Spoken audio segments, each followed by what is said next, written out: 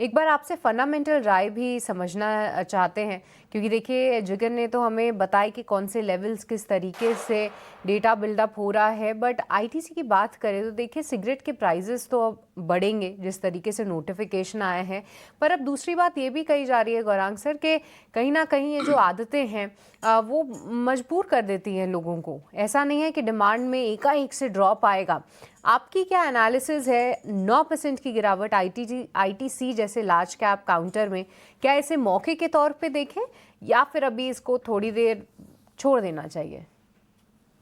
तो इसका आपका प्रश्न का उत्तर देने से पहले एक छोटा सा डिस्क्लोजर दे देते हैं हम्म। कि जो भी कुछ लायक रणनीति बुनियादी तर्क के आधार पर आज दोपहर इस कार्यक्रम में रखेंगे सृष्टि जी, जी। ये हमारी रिसर्च टीम की तरफ से बुनियादी तर्क के आधार पर लंबी अवधि के लिए है। इसमें हमारी कंपनी अथवा मेरा किसी भी प्रकार का निजी निवेश नहीं है, ना ही किसी प्रकार का वित्तीय लाभ मिलता है, ना ही किसी प्रकार का कॉन्फ्लिक्ट ऑफ इंटरेस्ट। लेकिन इस स्तर पर आए हम हमारे क्लाइंट्स को देते हैं, संभवतः है कि उनका निवेश हो सके। तो देखिए, ये बदलाव परिवर्तन जो है वो 1 फरवरी 2026 से लागू हो जाएगा। और आपके कार्यक्रम से आने से पहले मैं एक रिपोर्ट अभी पढ़ रहा था, अनुमानित कितनी वृद्धि हो सकती है सिगरेट, तंबाकू पदार्थों पर, तंबाकू जैसे बने हुए पदार्थों पर, सिगरेट पर और बीड़ी पर।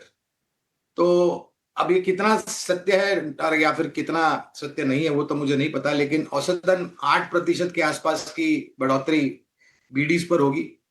सिगरेट पर अनुमान है कि करीबन 15% के आसपास की वृद्धि होने वाली है और बाकी अन्य जो तंबाकू तंबाकू पदार्थ है, उस पर थोड़ी बहुत और ज़्यादा वृद्धि होने की संभावना है। इसका असर कितना पड़ेगा आईटीसी पर या फिर बाकी अन्य जो कंपनियां हैं, गॉडफ्री फिलिप्स जैसी या फिर वीएसटी इंडस्ट्री जैसी कंपनियां हैं, वो आने वाले समय में पता चलेगा कि खपत कितनी कम होती है।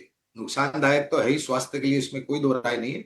और पहले भी हर प्रकार का प्रयास किया जा रहा था इन सब पदार्थों के दाम में वृद्धि करे ताकि लोग इससे थोड़ा बहुत दूर रहे। अ, फरवरी से ये लागू होगा तो मेरे ख्याल से आने वाले जो नतीजे होंगे, खास करके जो चौथी तिमाही के नतीजे होंगे सृष्टि जी, इसमें हमें पूर्ण रूप से कितना प्रभाव नकारात्मक पड़ा है इन सब कारोबार को लेकर के और ये वृद्धि को लेकर के वो अनुमान लगेगा। मौजूदा परिस्थिति में आईटीसी पर हमारी बुनियादी तर्क के आधार पर आज के तारीख में भी खरीदारी की राय है। अब ये जो खरीदारी की राय है, हम भी थोड़ा बहुत आत्मचिंतन करेंगे जब चौथी तिमाही के नतीजे आएंगे और आने वाले वित्तीय वर्ष के नतीजे आएंगे कि कितना असर पड़ा है आय में और शुद्ध मुनाफे में। इसके साथ साथ ये भी कहना अनिवार्य होगा कि पहले जिस प्रकार की निर्भरता आईटीसी की बैलेंस शीट निर्भर थी तंबाकू तंबाकू पदार्थ और सिगरेट के कारोबार को लेकर के, वो पिछले कुछ सालों में कम हुई और बाकी अन्य जो कारोबार है उसका योगदान ऊपर की तरफ आया है। तो समय लगेगा, ये घोषणा जो हुई है उसका एक असर हम आज देख रहे हैं।